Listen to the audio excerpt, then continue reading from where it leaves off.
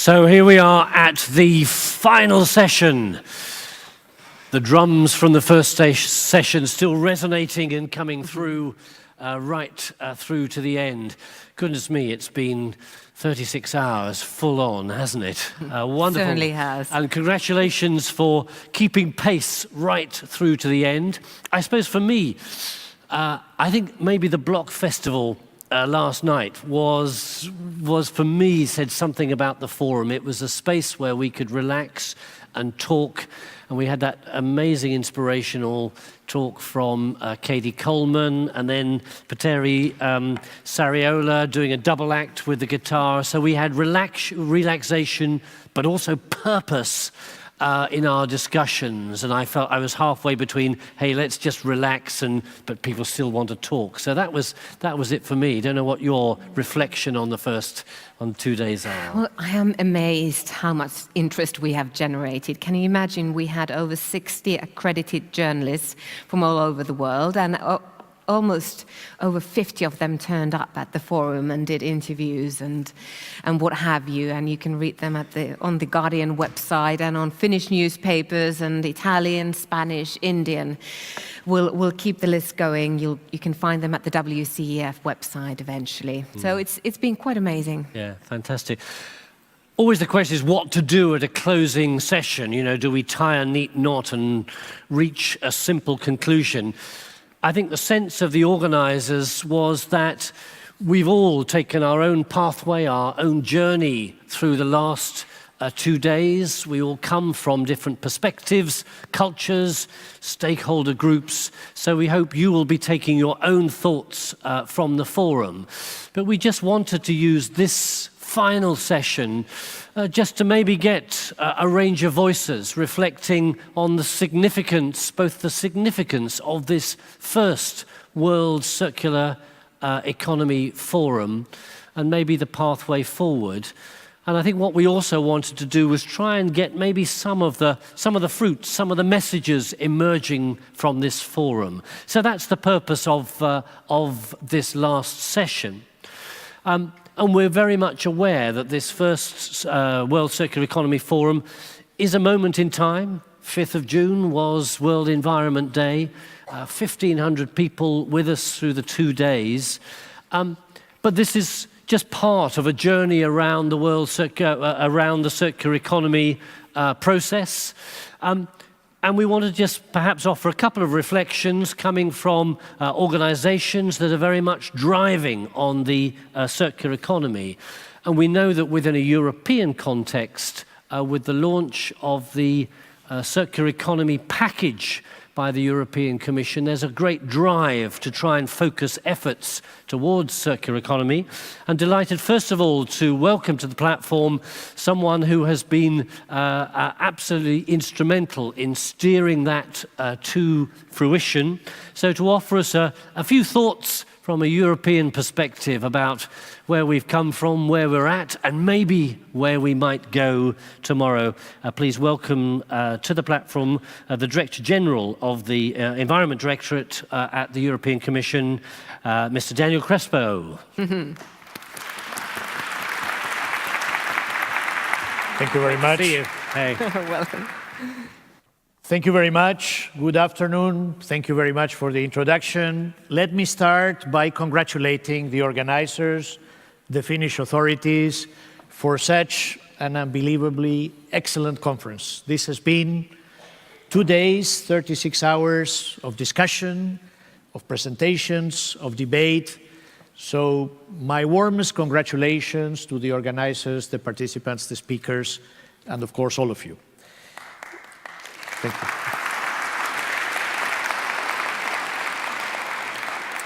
And Peter was saying, what should be the messages? What should be the reflections?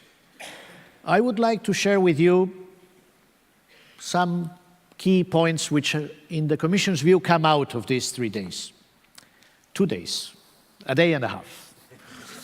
The first would be the word challenge. The circular economy is the biggest challenge that we have to face in this moment. We know that We have limited resources in the planet. It has been said, OECD countries are consuming 60% more per capita than the world average. We know that we have a problem with the growing in consumption, with the demand of energy. We will need 40% more energy and water in the next 20 years, and we will need more material resources than we have. And we only have one planet. It has been said. So we really need to face this challenge, and we have no alternative. The linear economic model, produce, consume, throw away, cannot deliver. So we have to go to this virtuous circle of closing the loop. When we extract the resources, when we produce them through eco-design, when we consume them, and then when we recycle, the circular economy gives us the way forward. So this would be the first message, challenge. The second message for me is opportunity. The circular economy is not only a challenge, it's not only the best alternative we have no other alternative, but it brings significant economic benefits. It is an opportunity that we can seize. It will bring in Europe huge economic benefits. We have quantified them.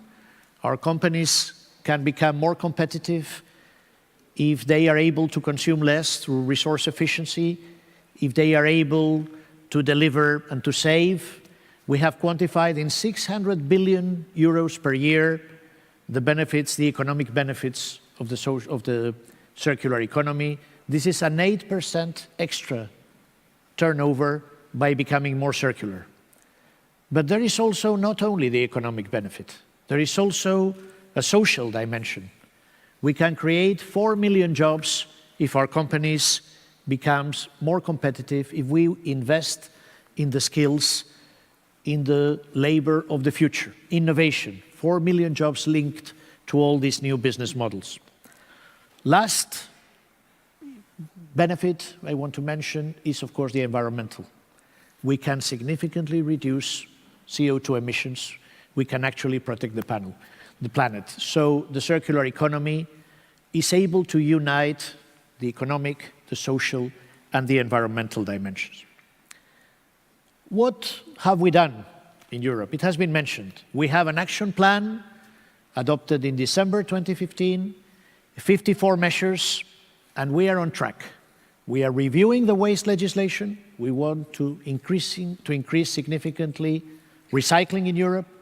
We have to limit landfilling, because the more we restrict landfilling, the more we will be able to recycle.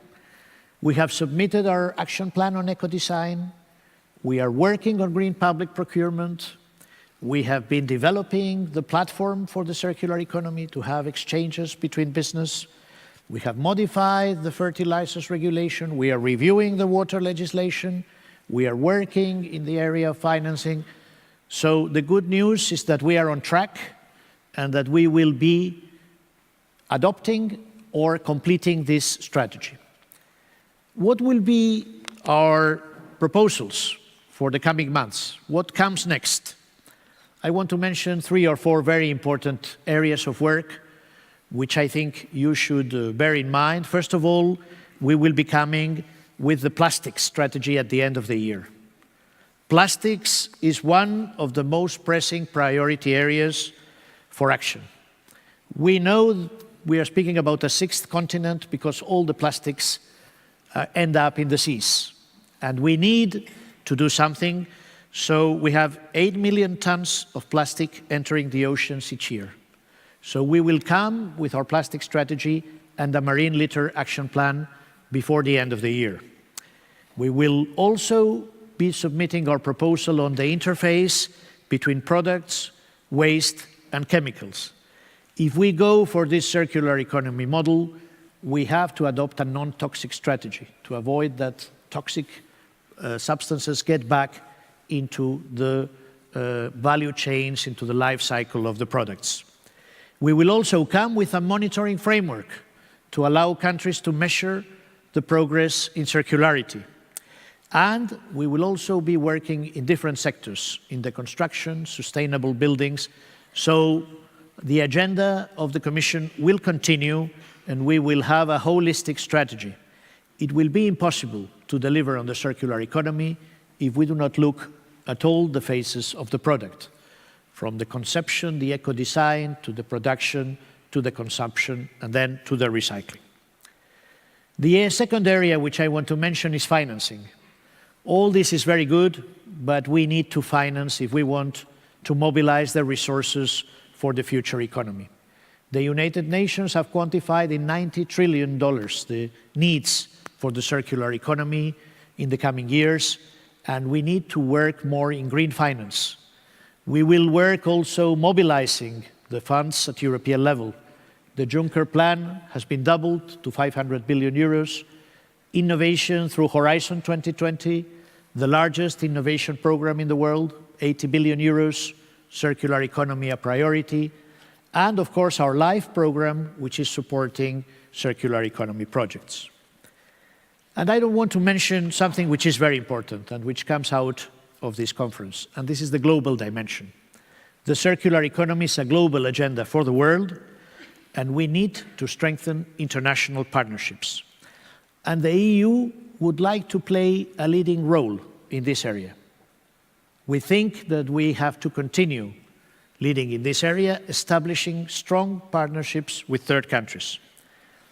We have launched the circular economy missions. We have already been in Chile, in China, in Iran, in South Africa. We will be going later on to Colombia. We want to develop a positive agenda of cooperation with third countries. We want to share both the knowledge, both the policy, but also there are business opportunities which we can share with the rest of the world in this area. And we will continue to be very active also in the G7 alliance, the resource efficiency, and the UN International Resource Panel. And of course, we will continue working in the Sustainable Development Goals agenda from here to 2030. I think I am exhausting my minutes. I was very lucky not to have these slides which oblige you to go very fast. So let me conclude with a final message. And the final message is that the transition to a low-carbon economy is, in the Commission's view, irreversible. The trend is there. The momentum is there. We need to make it happen. It will happen. It is going to happen. But in order to do so, we need a joint effort of governments, institutions, social partners, the civil society, business, regions, local communities, citizens. Everybody has a role to play to make this big transformative change happen. Global cooperation remains crucial, and your support is needed to enable this project to succeed. And we are going to deliver it because we owe it to our citizens, we owe it to our companies, and we owe it to the many young people who are seeking opportunities to live a better life, to pursue a better future for them and for their families, living well within the limits of our planet. Thank you very much.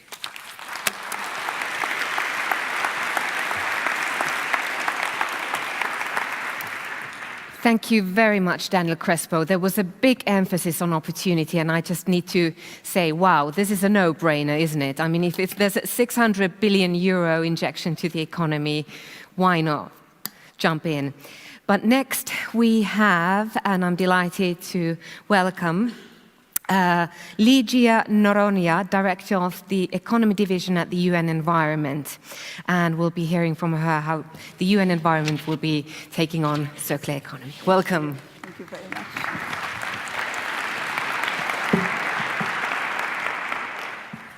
Good afternoon, and let me reinforce the message that Daniel Crespo said right at the very beginning, to congratulate Sitra and the government of Finland and all the other organizers who've helped make this fantastic forum.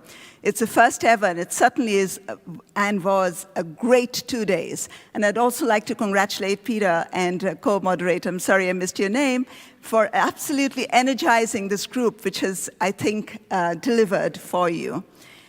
Ladies and gentlemen, it's very obvious that the moment for mainstreaming circularity and for changing the operating system of consumption and production is here. The science has spoken. The growing interest of the politicians and the business leaders is evident from this group. We see very clear signs of innovations, and we see very clear signs of the movement forward. So there's a very clear momentum for change. There's a very clear interest in change.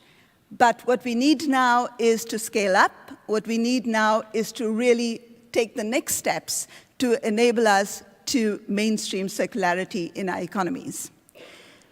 We started with the discussion on SDGs, and I had both Akim Steiner as well as Ibrahim Chow speaking to this. And I would like to very quickly reiterate 3 points why circularity is important for the achievement of SDGs.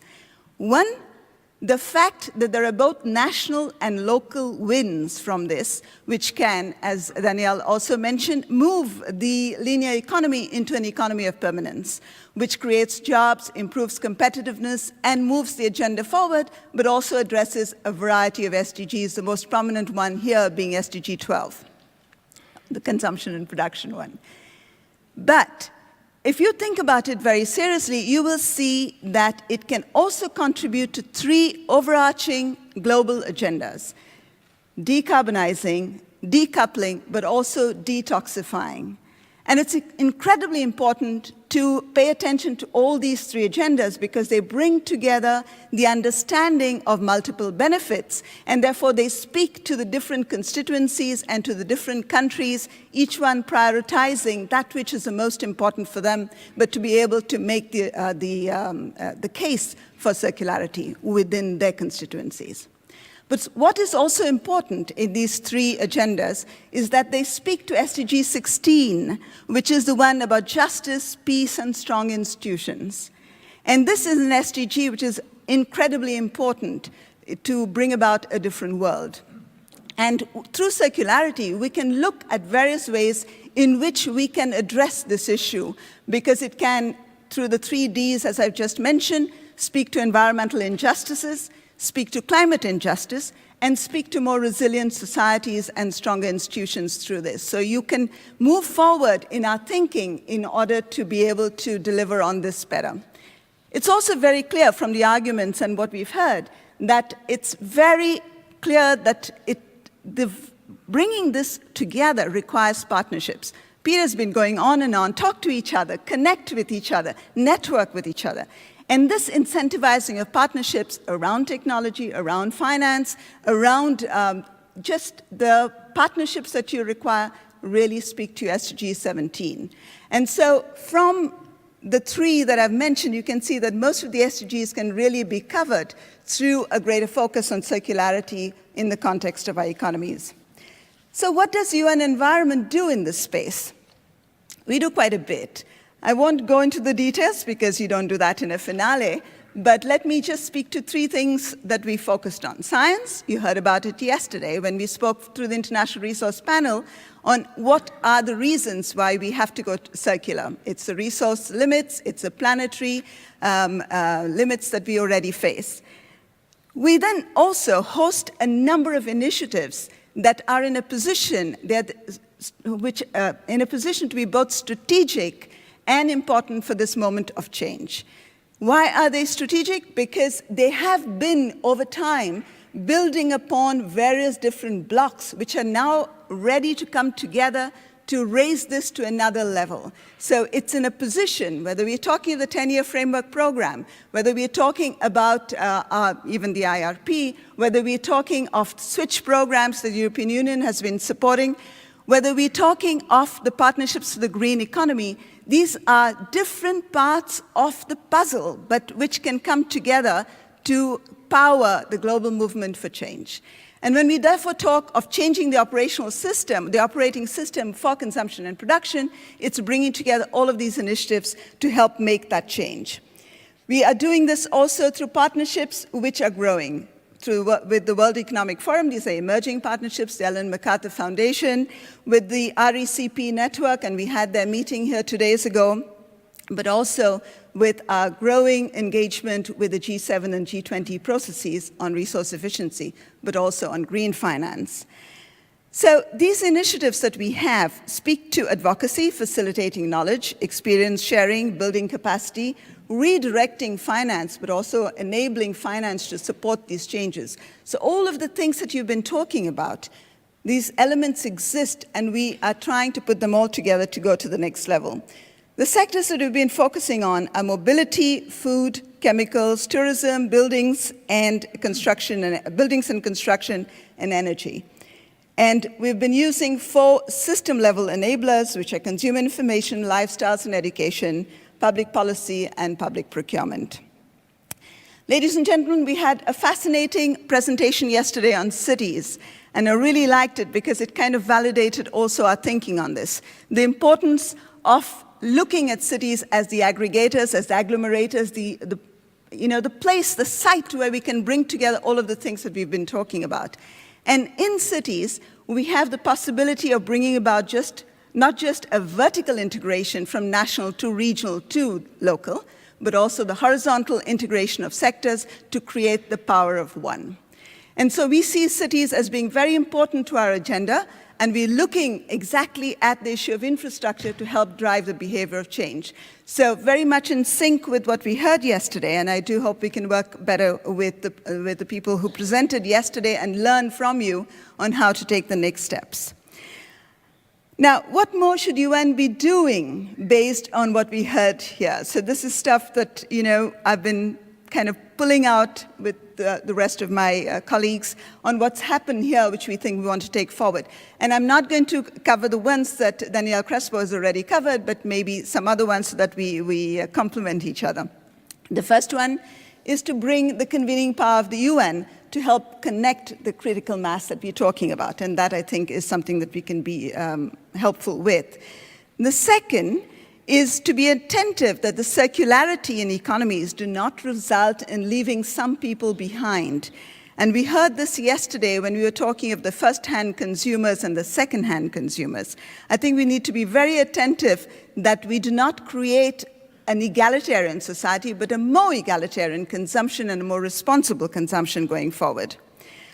Also, we would like to look at this as an opportunity to bring together the various communities of practice that already exist, but sometimes have different vocabularies and different points of entry, and enable these to come together to speak to the same end that, after all, we are already bonded together for.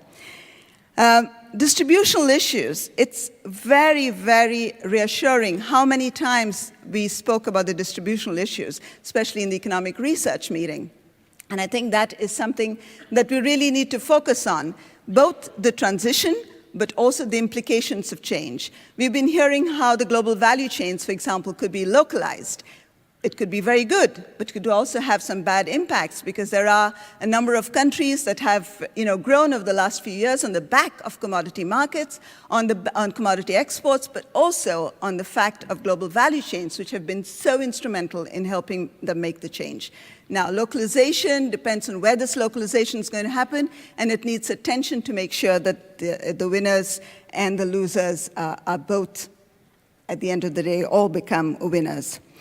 And finally, the point that I would like to make also is the attention to the implications of health in the use of recycled materials and the reused materials.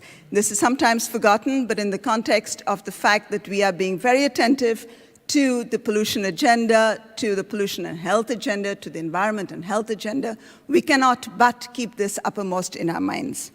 So, ladies and gentlemen, these are some of the thoughts. There are many more, but I cannot take up more than my 8 minutes. I don't know if I've already gone over.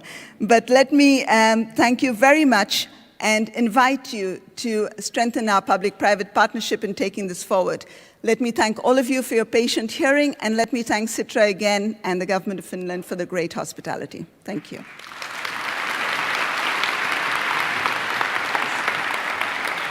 Thank you very much indeed, Ligia Noroni. Now, we've heard from two multinational organizations that are key in driving circular economy forward as well. But what do we have next, Peter? Well, over the last year, during the fermentation process of this World Circular Economy Forum, and particularly over the last 2 days, as the various conversations and discussions have been taking place and the different sessions, a number of observers have been trying to see whether we could draw out some messages, maybe some key fruits of the forum.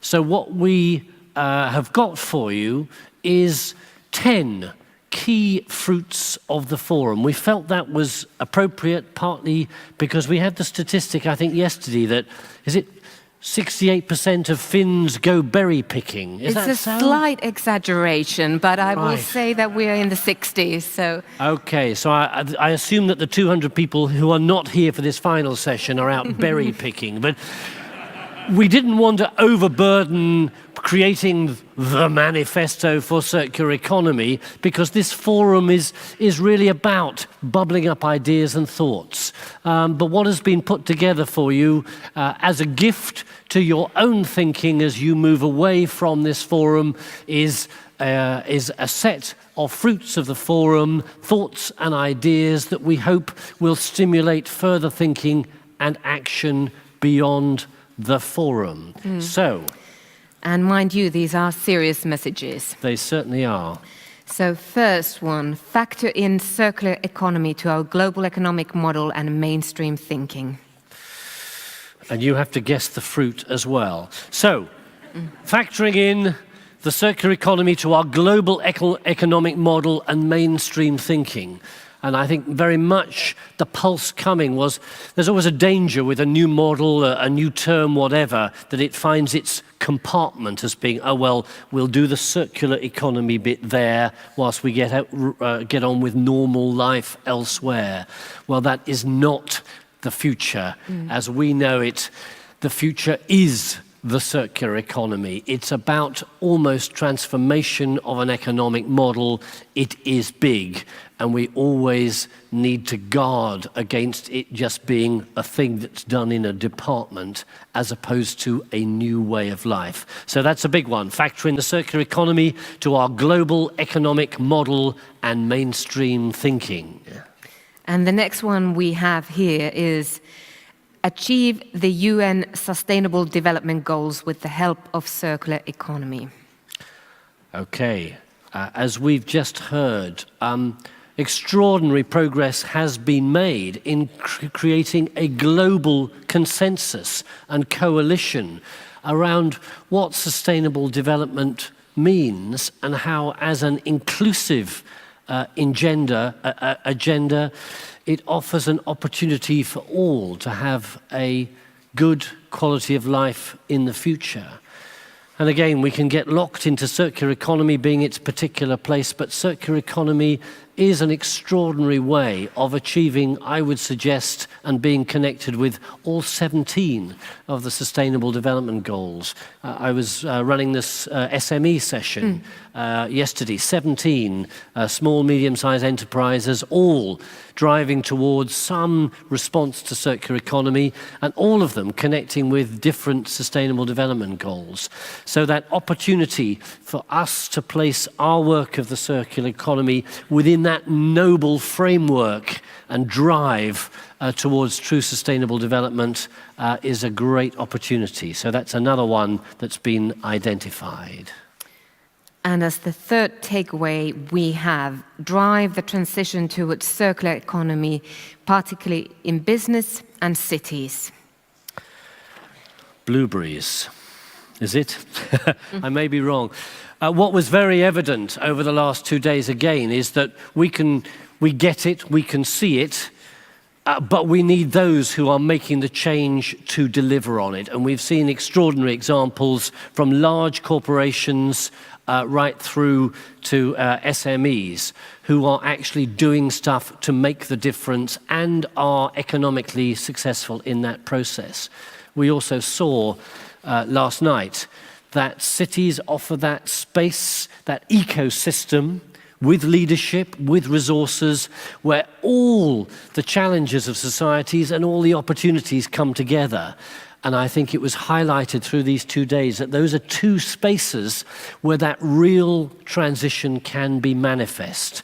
So watching the transition within businesses and also particularly within the extraordinary independent activity that cities are taking, often under the leadership of mayors with a real drive. Watch those spaces. Maybe those are the spaces of change. And the next one is use regulation and economic instruments such as national roadmaps and public procurement for advancing circular economy. A message of opportunity, certainly, isn't it? Okay, fantastic. Before we go into that, what was that fruit? That's something we'll be wondering. You're from Finland, you must tell us. Anyone know what that is? Cloudberry, thank you, Cloudberry, audience. okay, but this is not in the cloud. We've talked about business, we've talked about cities. They can make the change, but they can make the change effectively if they're able to do it in a playing field that actually says this is the future.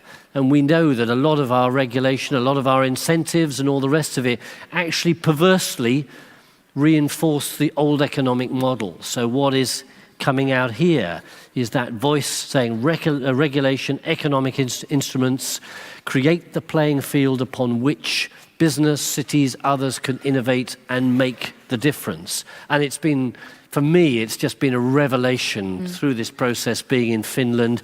You've got a roadmap to a circular economy. Wow, wouldn't it be great if every country had that roadmap to a circular economy? So it can be done, and I know it's early days, but actually creating those frameworks is part of enabling that journey to take forward, even with cloudberries. Even with cloudberries. Are they a little bitter or are they quite sweet? Bittersweet. Okay.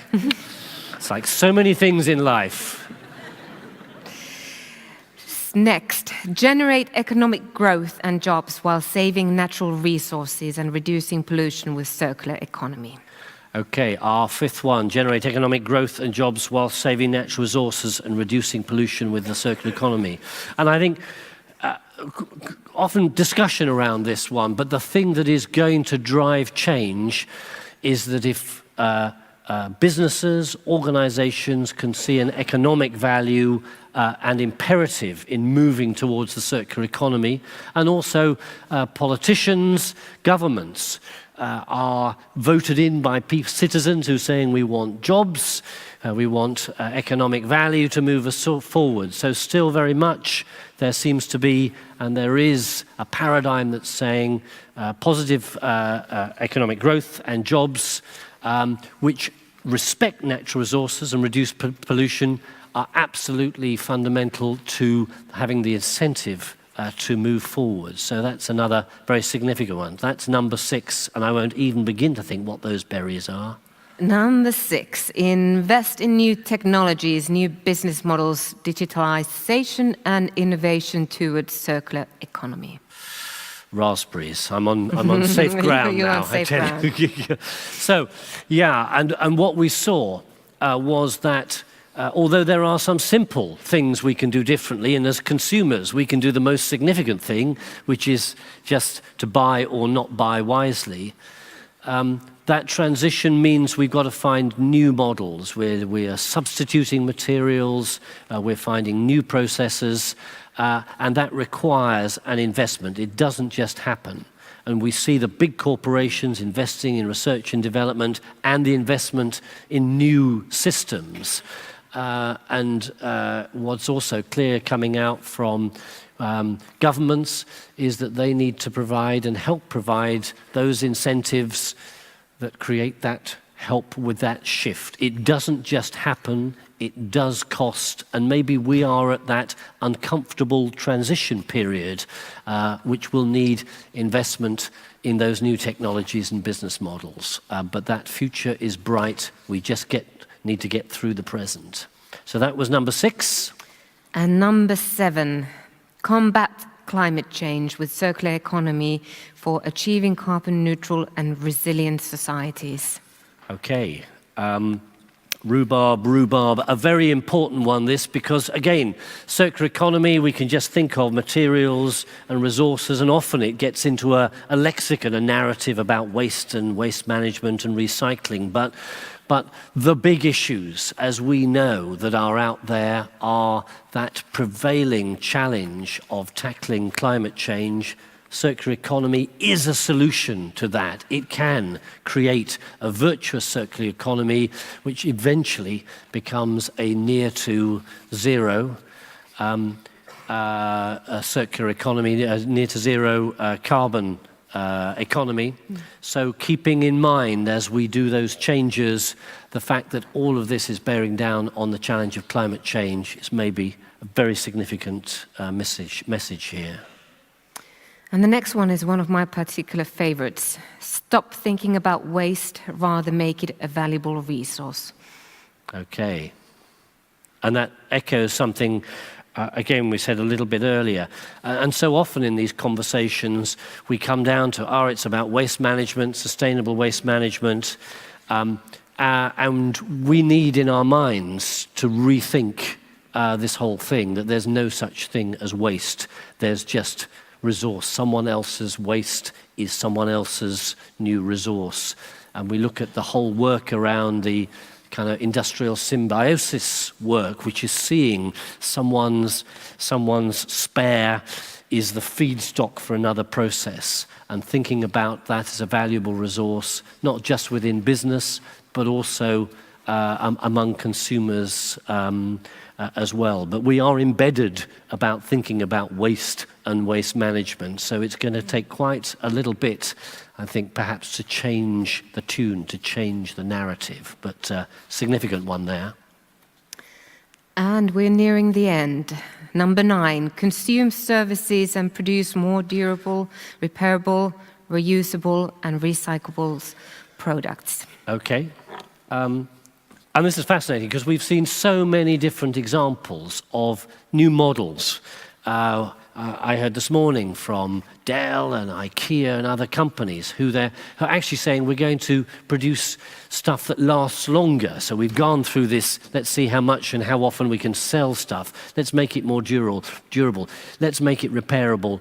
Let's actually provide goods as a service rather than something which I own. So there's a whole set of models and approaches which start at the design process. And again, session I was in this morning was very much looking at if we get the design side right, then that actually makes for a virtuous circular economy. At the moment, an awful lot of our attention is what's coming out of the pipe at the end. How quickly can we get up to creating those goods and services that enable us to be durable, repairable, reusable, and recyclable? So that is a cracker. Gooseberries, are they gooseberries? They are indeed. They could be, yes. Well done. Okay, and number 10? And number 10. Number 10, you tell us. We're just so cheeky. We've got 9 there. We hope they resonate with you, but we felt you are the future. You are the circular economy. This is the space that is creating the future. We would like to know what your fruit of the World Circular Economy Forum is. What message do you feel should be projected from this forum? We've seen just 9. And what we'd like you to invite you to do is using the good old app that you are seasoned with. We are in Finlandia Hall, I think. What we'd like you to do is just have a little think, have a pause for a moment, so take a deep breath and have a thought. But what would you feel should be a powerful message emerging from this first World Circular Economy Forum? Going to give you a few moments to think, and then at some point, some of those messages may project up on the screen. But before we do that, we've just got a number of other people to join us who are different stakeholders who have an interest in this agenda, maybe just to give 1 or 2 of their further observations and perhaps to stimulate your further thinking. And it's my great pleasure to welcome our guests. Annika Roosing, Head of Department Growth and Climate, Nordic Council of Ministers, and one of our partners in organizing the WCEF. Welcome. Hi there. Just come along here. And next we have Vice President of Sustainability and front, Business Fundations Chile, Andres Peche. Welcome.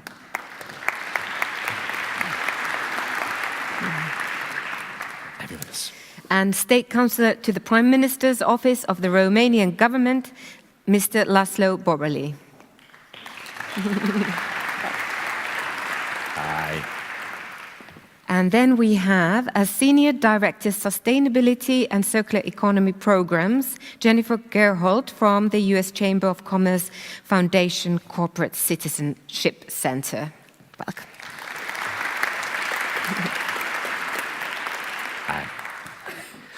So thank you very much. I know you've been with us through the forum and you will have your own observations, and we really just wanted to use this opportunity maybe to get some more messages. We feel a sense of positivity and possibility coming through, but you all come from different perspectives, and it would just be interesting to see whether you felt you would like to lob a fruit, a message, or a squashed tomato into the messages that are emerging. So, Annika Rosing, I think I'll start with you from the Nordic Council.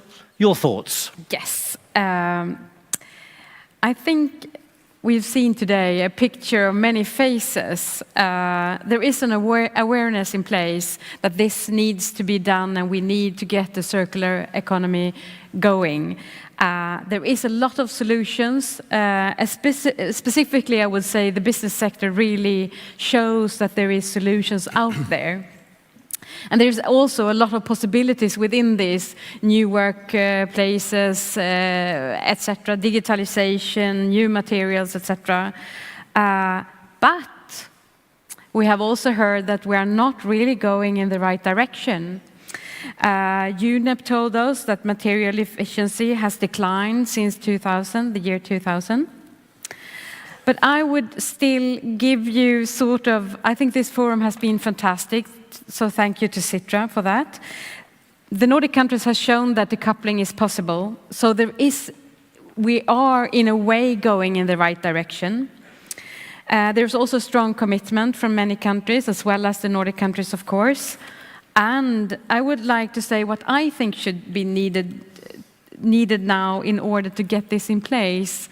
That should be, I think there's a need for a structural change, as well as a strong political leadership, because there is solutions, there is these fragments of really good things going on out there, but there is a need for a really strong political leadership to set the agenda and drawing up the regulations, the market, etc. And there is also a need for a global partnership. And I think we also heard examples of this during these 2 days, that we can't do this alone. Each country, each company, each organizations, we need to do this together. And SDG is a good example. The Paris Agreement is another good example where even if some countries withdraw, I think there is really a good thing to do this together. We need to do this together. So personally, now I'm not Nordic Council of Ministers, I'm just Annika. I really would like to suggest that we make an Helsinki agreement, a circular agreement on a circular economy, like a Paris Agreement, which really enable us to move along when we go back home again, which we all have to do after this conference ended. So that's my... Thank you very much indeed for that. Thank you.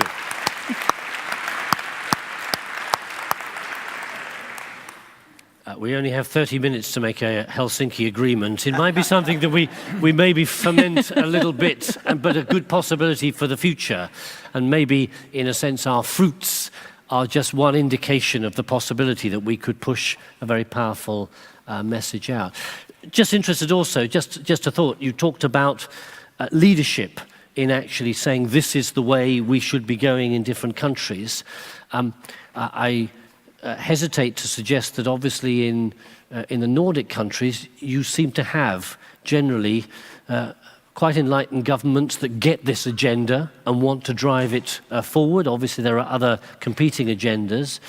I just wonder whether you have any observation for other countries where we've got 105 countries represented, where there are people at the grassroots saying we should do it, but they don't maybe have the enlightened leadership that we see in Nordic countries. But I mean, on the one hand, in the Nordic countries, we have, you can call it a leadership, but on the other hand, we also have a huge ecological footprint.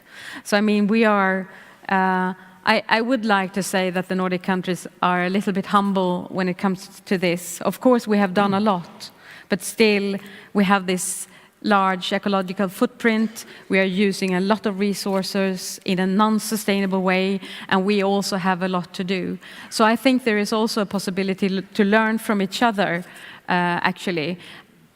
Really, but I can recommend you to cooperate over national borders, and I think that's is one way where the Nordic countries has managed to really do some structural changes. For example, when it comes to introducing renewable energy into our common energy market, it has been quite easy actually. Instead of if you have a national, local energy market, it's much more difficult. So, okay. Yeah.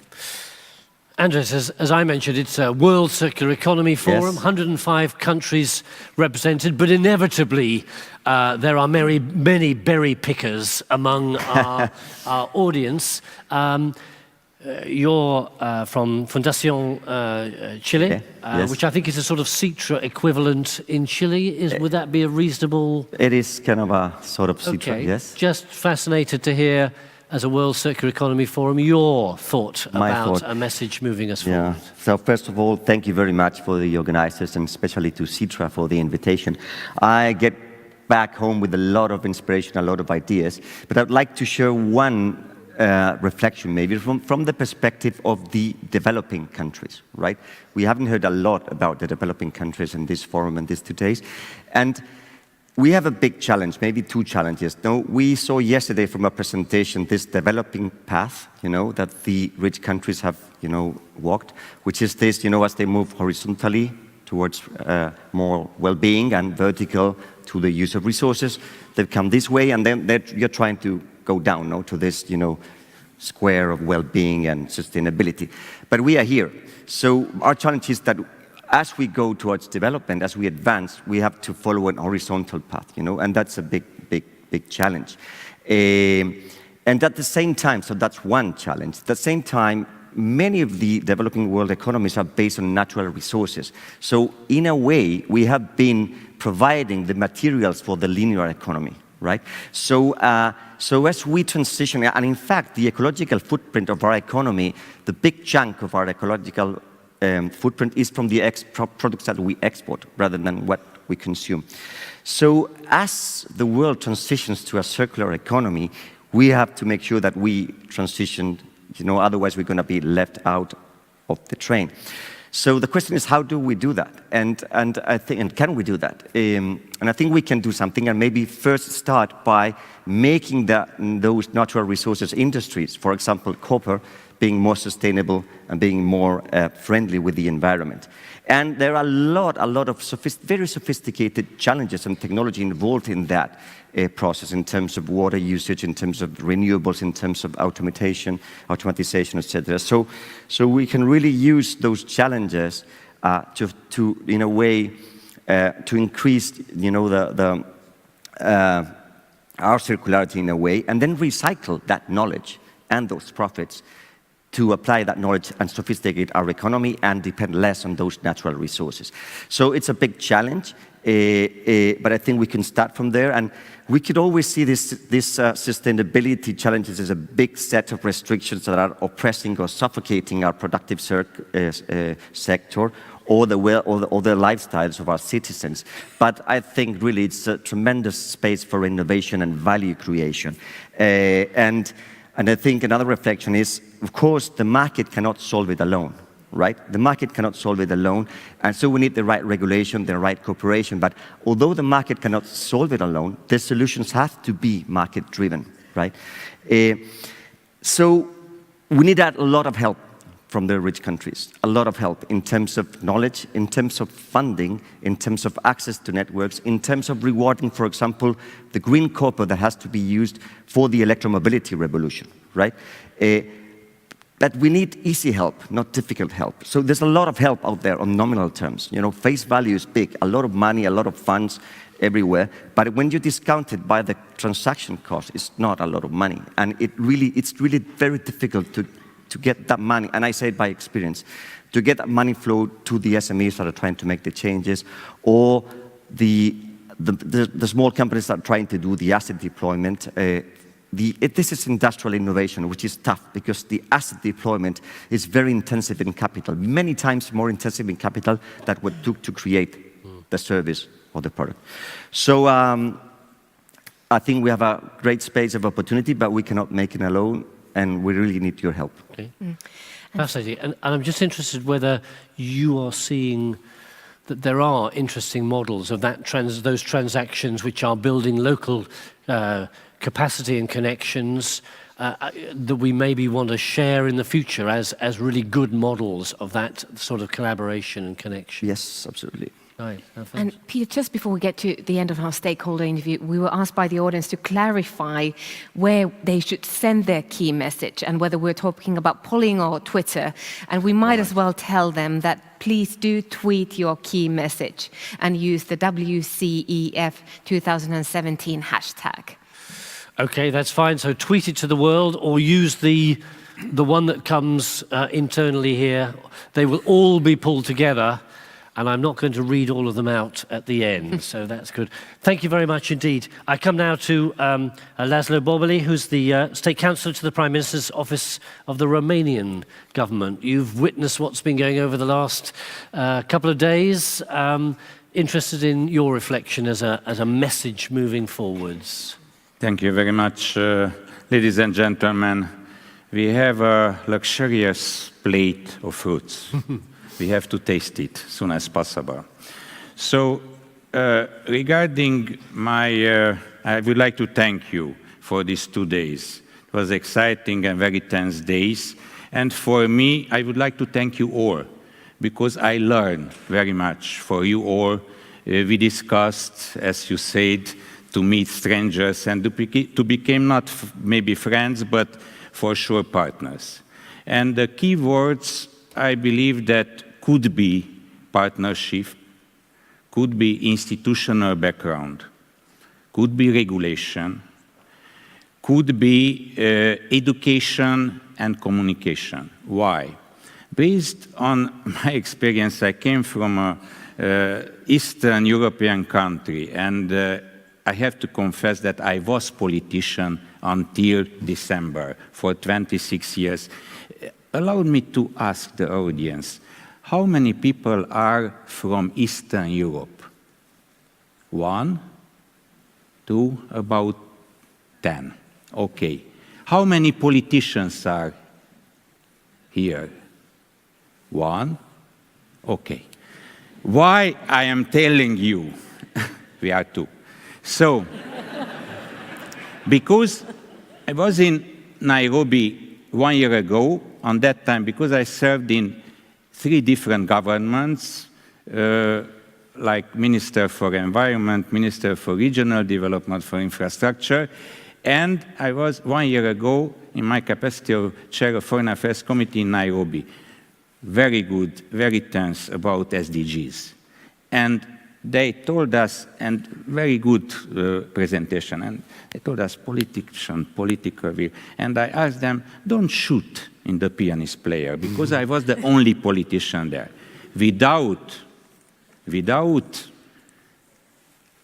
devoted people, without fanatic people in the good sense of the word, we cannot succeed. We want to change the world? Yes. We will change the world? I don't know, but we deserve to make it. So that's why based on my experience, you are talking about critical mass. In my hometown, in Târgu Mureș Marosvásárhely, I am Hungarian from Romania, you know, Dracula land. So, Be careful. So, you know, in my hometown is a bicycle tour in each year for 2 times. For more bicycle road, we make a tour of the town, and after that, we lift our bicycle on the mayor office, and we form 2,000 people, a critical mass. In my opinion, and you saw that it's a very positive energy here, a circular positive energy in the, you feel it? Yes? So, we are about 1,500 people. We are very strong. Let's lift symbolically this bicycle and to say to the world, yes, we can make it the circular world, because based also on my experience, we don't, and is the last comment.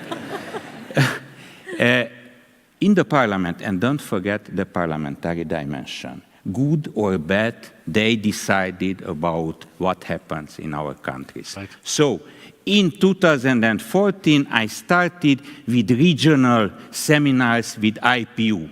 Regional seminars on SDGs. Now we organize the 4th in June. And we became Romania a regional hub regarding this part. Why? Because of few fanatic people who believe in SDGs, who believe in circular economy, and those parliamentarians who attended this meeting come back in their own country and became some flagship of SDGs. So let's move on in circular, you know, in the lake, if you draw something and in circular way to be strong. And the last comment, I would like to say what Shimon Peres 2 years ago at the Yalta conference told to the audience, because they asked him why he is so young and full of energy. And he told us, if you have more achievements, more realization than dreams, you are old. If you have more dreams, more wishes than achievement, than reality, you are young. So, in my opinion, we are all very young, and I wish you a circular economy and all the best for you. Brilliant. And in the last meeting, more people from Eastern Europe. Thank you very much. Thank you very much.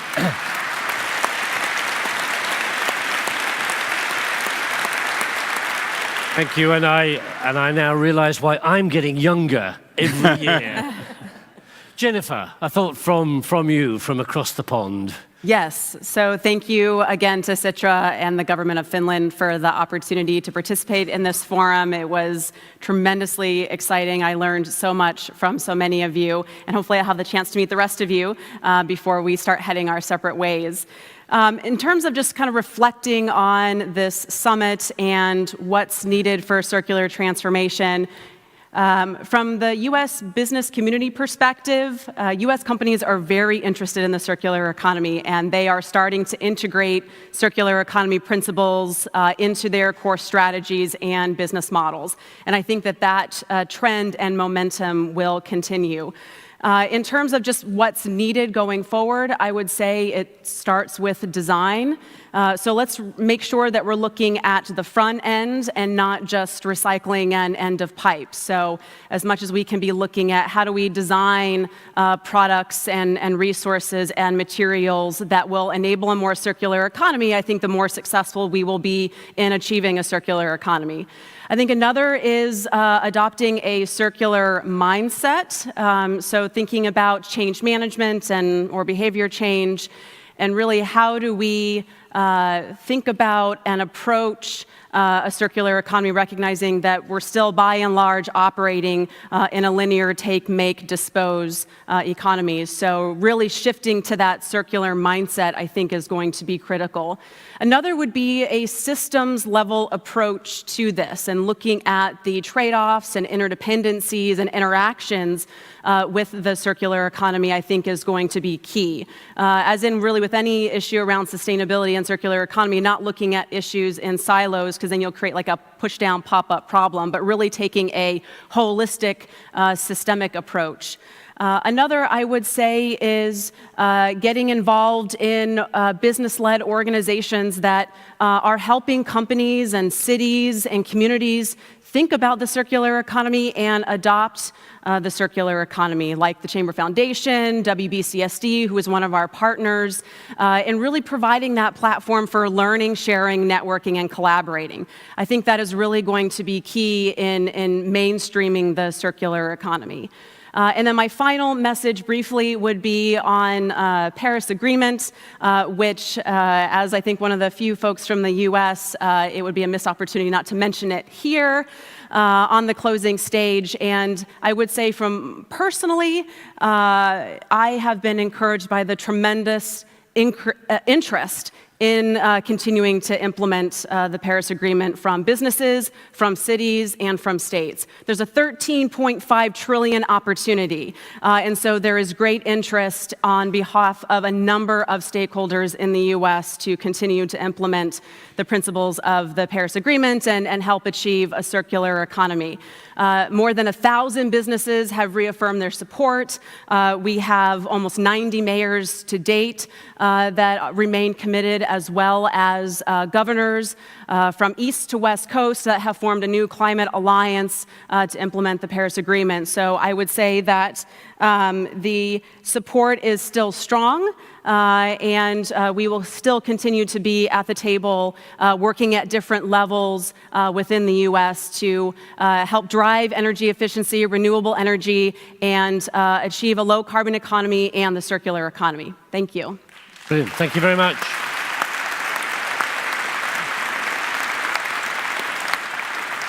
And if we could say a thank you to all our speakers for hopefully stimulating some thought, and we wish you well as you travel back to your parts of the world to take forward with either a bicycle over your head, a basket of fruit, or lobbing pebbles in a lake. That will be great. Thank you all very much indeed. Thank you. Thank you.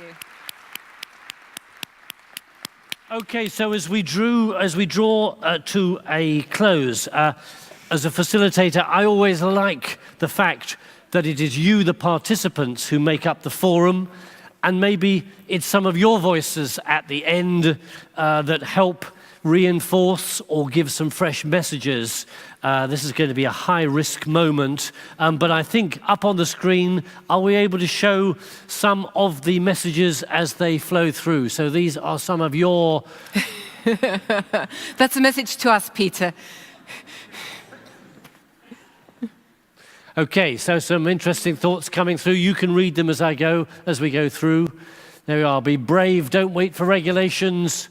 Surge forward to the circular economy. Make this an annual meeting. Fantastic.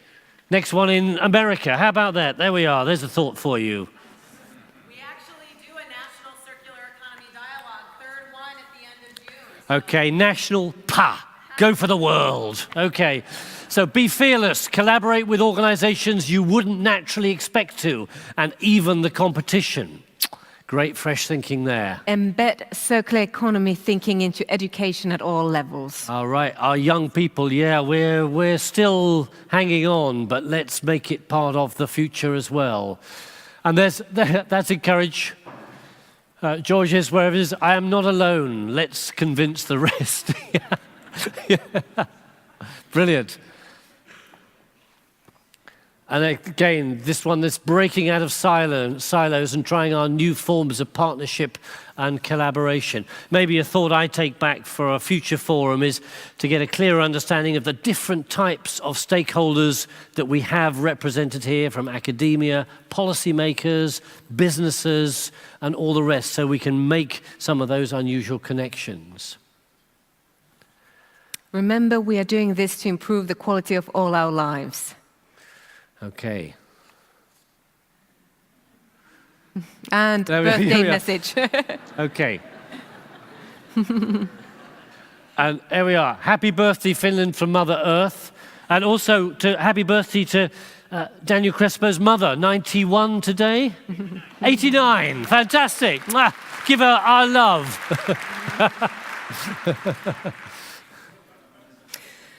Okay. Interesting one there, hashtag 10, be aware of linear risks. So I don't know that's maybe, I think that might be saying, actually never read out one you're not sure of, but we get onto a particular track about doing something and we actually create a different type of linear economy. So beware of some of the risks there. And interesting again, this thing about research and development, because often the more that we find out, the more we realize that life is actually quite complicated, and just assuming we've got simple alternative solutions is not necessarily the answer. We need some very good research and development. Wow, you're prolific. This is wonderful. I think these will be captured, and we've got the WCEF website, and somehow we'll be packaging these in a glorious and positive way. I like this. Think positive and create solutions that do good instead of just minimizing the bad. Okay? Okay. Thank you, Silva. Consume less, you don't need about 50% of this crap. Okay, thank you very much indeed. And that's a challenge, because there's always a danger that this is seen to be as a growth agenda. We have this challenge about what do we actually need as the 10 billion people on this planet in order for us to lead respectful, thoughtful, dignified, survivable lives. Any others that grab you, Vera? I like the one that's already left the screen, but the together message. I think that was conveyed the spirit of this conference and this forum beautifully. Okay. And interesting also the one that says, the societies that can involve all citizens will manage best. This can be realized, and interesting, I know that the process of developing the Finland roadmap to a circular economy was done very much through a participative process. So I think there's a whole set of messages. We will let those messages continue flicking down upon us, but I think we are now getting towards the end, and I think we have some closing remarks. We have some important closing remarks, and I'm delighted to announce our last speaker, our own host organization, Citra's Mari Pantsa, who's been one of the key players in making this event happen. So, Mari, the stage is yours.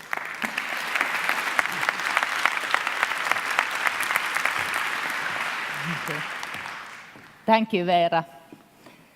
Ladies and gentlemen, dear participants and friends, I must say that I feel humbled by all the great people circular economy attracted to join us here at the Finlandia Hall. So what an amazing 2 days it has been. So my warmest thank you, our distinguished co-organizers, Ellen MacArthur Foundation, Nordic Council of Ministers, Ministry of the Environment, Ministry of Employment and the Economy of Finland, and Ministry of Foreign Affairs of Finland, and all our partners, our fantastic speakers, our participants, and also our facilitators. Thank you. So, ladies and gentlemen, during the last couple of days' discussions, it has become clear that the world is already transforming towards the circular economy. The first steps have been taken, and I believe that now that this journey has started, it will be unstoppable. And for those taking the lead, circular economy will offer wonderful opportunities to grow prosperity and well-being of our societies. So, circular economy brings to my mind the 4 old classical elements: earth, water, air, and also fire. So historically, these elements were proposed to explain the nature and complexity of all matter and form the basis of all materials in the world. Alchemists, who were the material scientists of their time, believed that they could even create a stone of philosophers from these 4 elements. And the stone of philosophers symbolizes perfection, at its finest and is capable of turning base metals such as mercury into precious gold and silver. And it was even believed to extend one's life. And the circular economy is the stone of philosophers of today. It is created by combining these 4 old classical elements. So first, circular economy as a restorative and regenerative model of the economy will help us to live within the planetary boundaries of the Earth. It will help us not to reduce natural capacity and also keep the extracted materials in use. Second, circular economy will help us to keep our waters clean, close water loops, and also to protect this vital element of all life. Third, circular economy will reduce harmful emissions to air. And every person in the world should have a privilege to breathe clean air. So circular economy is not only a necessity, but it is a tremendous opportunity for long-term growth and prosperity of our economies. And to seize this opportunity, we need the 4th element, fire. So fire is the most important element of all. And even though the transition towards the circular economy has started, we need more than ever people who have the fire in their souls to accelerate circular economy. And these people are needed from all parts of the world, regardless of the development status of their countries. And Sitra and our partners, we have had a great pleasure to host over 1,500 of these forerunners who have the fire in their souls here at the Finlandia Hall. So, in a metaphoric way, we can even call us the alchemists of circular economy. Alchemists in the sense that we have gathered here to find the philosopher's stone for circular economy. We strive for knowledge and perfection to turn waste into value and extend the lifetime of products and raw materials from finite to infinite, eternal. Ladies and gentlemen, the journey to circular economy will be long. It might not be easy, and it might not be without problems. But every single step forward matters. And in order to succeed, we need close collaboration between all the sectors of the society, private, public, third sector, and also that of the individuals. The African saying goes, if you want to go fast, go alone. But if you want to go far, go together. So, ladies and gentlemen, we have received a lot of questions related to the continuation of the World Circular Economy Forums. And I am proud to announce that we will carry the fire forward. So in 2019, when Finland takes the presidency of the EU Council of the EU World Circular Economy Forum, will come back to Finland. And we are also ready to organize the World Circular Economy Forum next year in 2018 outside of Finland with some of our partners. And we have received a lot of proposals for organizing this 2018 event together.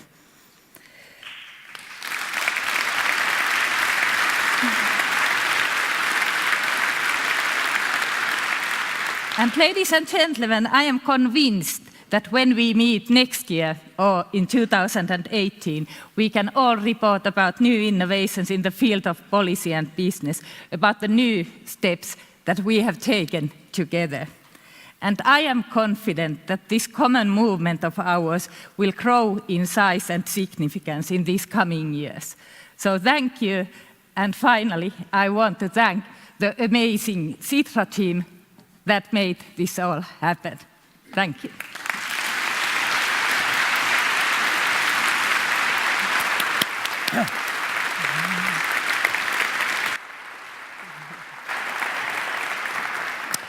So there we are. We are right at an end. Things do not end now because there are a number of side events For those of you who have registered, there will be buses taking you down to the Helsinki City Hall for a reception. I think they leave at 5:15 from the same place as the buses went down to the city last night. So if you're registered for that, and I know many of you staying for side events tomorrow, so we wish you all good fortune with those events tomorrow.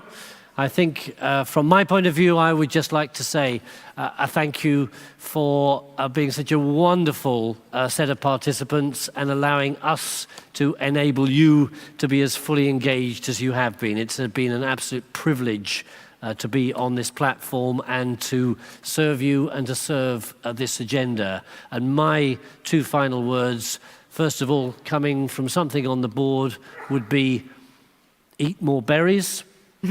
And my final words, as I now feel I'm an adopted Finn, would be hei hei. Translated, hey, hey. Hey, hey. But thank you very much indeed. Thank you.